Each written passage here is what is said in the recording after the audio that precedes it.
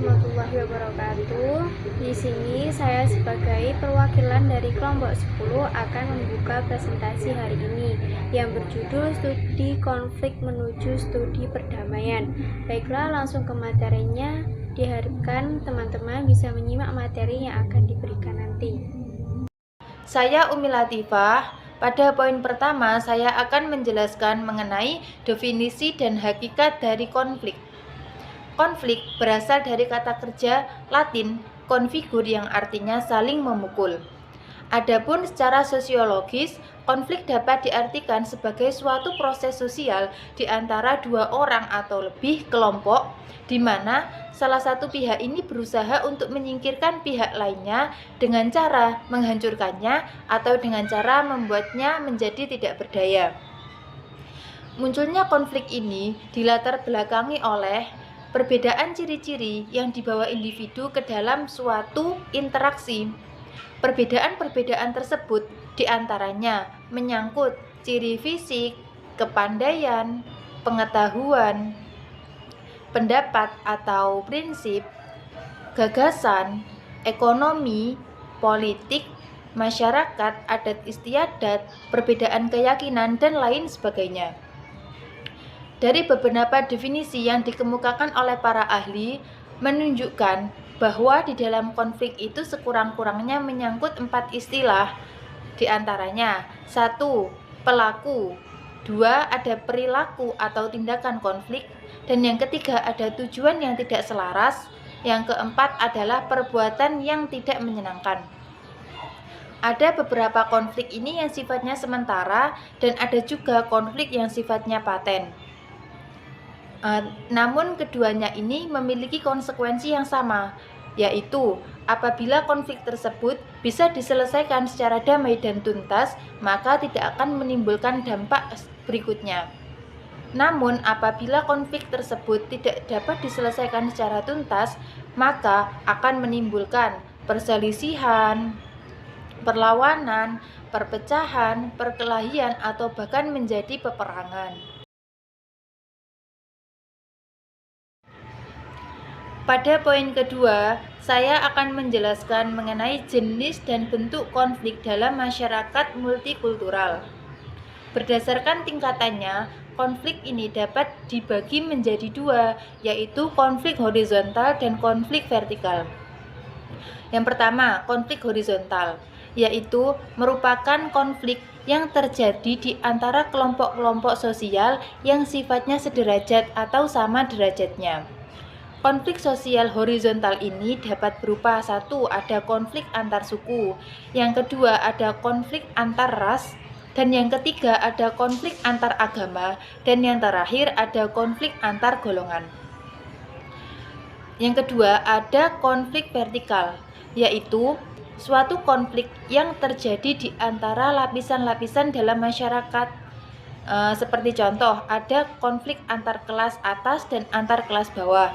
Yang kedua ada konflik antar pemerintah pusat dengan pemerintah daerah, dan yang ketiga ada konflik antara orang tua dengan anaknya. 1. Konflik antara kelas atas dan kelas bawah. Ini dibagi menjadi dua, yaitu konflik kolektif dan konflik individual. Untuk konflik kolektif ini saya contohkan, misalnya konflik antara buruh dengan pimpinan perusahaannya untuk menuntut kenaikan gaji. Yang kedua ada konflik individual. Saya contohkan misalnya ada konflik yang terjadi antara pembantu dengan majikannya yang dapat berakibat pada kekerasan. Selanjutnya saya contohkan konflik antara pemerintah pusat dan pemerintah daerah, yaitu pemberontakan dan gerakan sporadis seperti OPM, Organisasi Papua Merdeka, dan GAM, Gerakan Aceh Merdeka.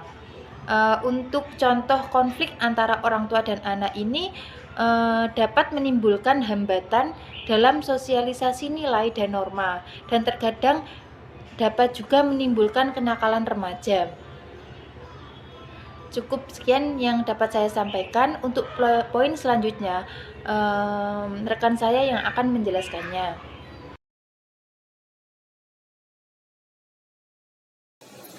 Selanjutnya, saya Katan Langgang Warkoso akan menerangkan tentang faktor penyebab munculnya konflik multikultural.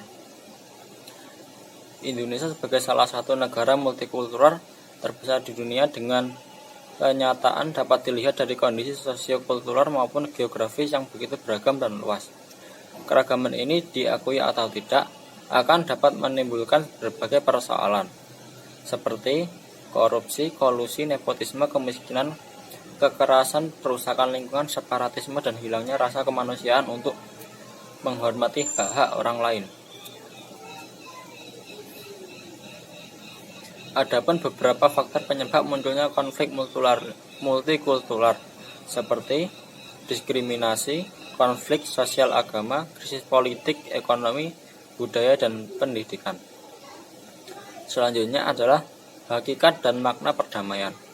Perdamaian adalah proses penyadaran untuk mengubah pandangan hidup dari budaya kekerasan menuju budaya perdamaian dan kekerasan dengan mengubah pola pikir dan perilaku kekerasan yang mengitari mereka, serta mengubah cara-cara kekerasan dengan kesadaran perdamaian yang menghargai kerjasama, kebaikan, kejujuran, kasih sayang, toleransi, kedermawanan, dan keadilan. Tujuan utama dari perdamaian adalah yang pertama yaitu mencegah konflik dan kekerasan baik terang-terangan maupun struktural. Yang kedua, untuk menyelesaikan konflik secara damai. Yang ketiga, untuk menciptakan kondisi yang kondusif bagi perdamaian, apakah pada interpersonal, antar kelompok, tingkat nasional ataupun internasional. Kedamaian selalu menjadi cita-cita orang yang cinta akan perdamaian. Kedamaian hanya akan terwujud bila orang peduli dan menaruh empati. Dengan demikian, orang tidak lagi didasari sikap egois, sikap ingin menang sendiri, sikap iri hati, dan merendahkan yang lain. Untuk terciptanya suatu kedamaian tentu dibutuhkan suatu usaha saling mengenal, baik antar pribadi, lembaga, maupun komunitas. Ada pepatah tak kenal maka tak sayang. Pepatah ini kiranya menjadi kunci bagi kita dalam usaha saling mengenal, memahami, dan toleransi dengan pihak lain. Karena sudah kita ketahui bahwa wajah budaya Indonesia dikenal dengan kebhinekaannya, maka dari sanalah kita dituntut untuk mempunyai toleransi yang tinggi dan setiap anggota masyarakat. Sikap toleransi tersebut harus dapat diwujudkan oleh semua anggota dan lapisan masyarakat, sehingga terbentuklah suatu masyarakat yang kompak tapi beragam sehingga kaya akan ide-ide baru. Selanjutnya, saya di sini akan menjelaskan tentang pendidikan multikultural sebagai alternatif pemecahan masalah. Dalam penyelenggaraan pendidikan multikultural di dunia pendidikan dapat diyakini menjadi solusi nyata untuk konflik dan diharmonisasi untuk masyarakat Indonesia. Yang kerap terjadi di masyarakat Indonesia yaitu realistis plural. Dengan kata lain, pendidikan multikultural menjadi alternatif pemecahan masalah dalam sosial budaya. Lalu, dari pendidikan multikultural sendiri memiliki dua macam konflik. Yang pertama, konflik horizontal. Konflik horizontal yaitu konflik yang berada dalam kelompok-kelompok sosial yang bersifat sederajat. Dan sedangkan yang kedua yaitu konflik vertikal. Konflik vertikal ini itu mencakup tentang agama. Contohnya dari satu kelompok anggota orang Ambon memeluk agama Islam dan satu kelompok anggota orang Ambon memeluk agama Kristen, seperti itu.